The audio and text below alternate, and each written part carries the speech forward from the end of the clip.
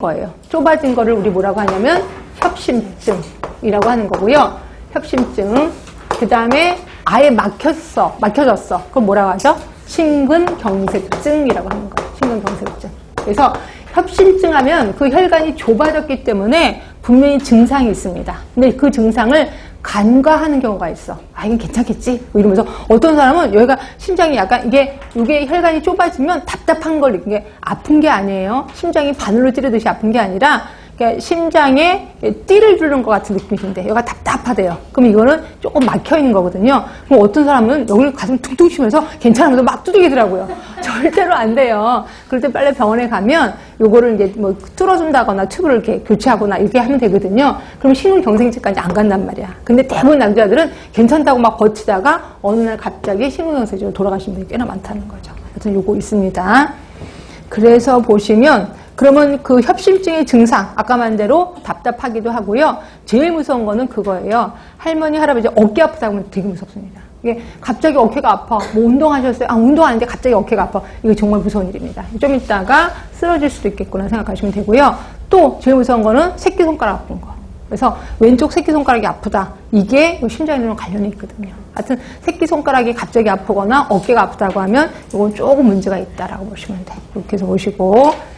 자, 그래서 거기 보시면 네 번째 줄인가 보네. 왼 팔목 아래 턱 등으로 방사통이 퍼지기도 한다는 거죠. 그러니까 왼 팔목, 그래서 나중에 가면 이제 새끼손가락까지 가는 거죠. 그렇게 해서 하고, 어떤 때는 오른쪽으로 가기도 하는데 주로 왼쪽이 좀 많습니다. 왼쪽으로 가는 경우가. 근데 이렇게 하는 경우가 그 밑에 가시면 언덕이나 계단을 오르는 때, 뭐 술 취하면서 이제 이런 현상이 일어나는 거고요. 또는 감정의 고조야. 그래서 굉장히 흥분한 일이 생겼어. 또는 과식에도 이런 현상이 일어납니다. 그렇지? 이렇게 있고요. 그럼 과식하면은 속이 답답하다고 느끼잖아요. 이 속이 답답한 게 심장이 아픈 증상일 수도 있다는 거죠. 그렇게 있고, 그다음에 나머지도 좀 보시면 될 것 같고요. 자, 넘어가겠습니다. 파킨슨병 들어가겠습니다. 파킨슨병은 그 근육 경직 운동 완서라고 볼 거예요. 운동 완서가 뭐냐면 한마디로 둔해지는 거예요. 둔해지는 거. 그러니까 몸이 예전 같으면 빨리 일어나는데 갑자기 내 몸이 말을 안 들어. 내 몸 같지가 않아. 일어날 때도 천천히 일어나는 거예요. 그렇죠? 이런 거를 우리 운동 완서라고 하는 거고요.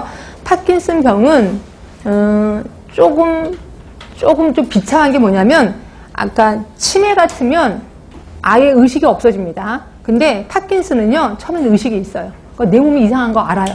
그리고 내 몸이 점점 말을 안 듣고 침대만 누워있어. 그럼 내 몸은 막 꽈지기 시작합니다. 꽈지는데 내 말도 잘 못해요. 말도 어눌하거든요. 근데 내 머리는 멀쩡하다는 거죠. 그럼 보세요. 요양보호사 왔어요. 요양보호사들이 처음엔 잘해주다가 나중에 막 똥 싸고 막 이러면 똥 닦을 때 엄청 때리거든요. 막 엉덩이를 착착 때리면서 이놈 할아버지가 오늘따라 이렇게 설사하면서 막 때려. 근데 내 정신은 멀쩡한 거야. 말을 못하는 것 뿐이죠. 되게 비참하겠죠. 그래서 조금 비참하게 주는 게 파킨슨병이라고 봐. 근데 나중에 가면 치매까지 가긴 하더라고요. 치매 걸릴 수밖에 없죠. 그런 상황에서. 하여튼 그렇고요. 자, 그래서 보시면 거기 세 번째 줄 50대 이후에 발병을 하고요. 70대에 가장 흔합니다. 그러니까 70살이 넘어가면 이때는 오히려 줄어들어요. 그래서 할아버지들은 대부분 70대에 파킨슨병이 좀 많이 걸린다. 그치? 아까 파킨슨병 걸리는 병 아까 뭐였었지? 산업에서.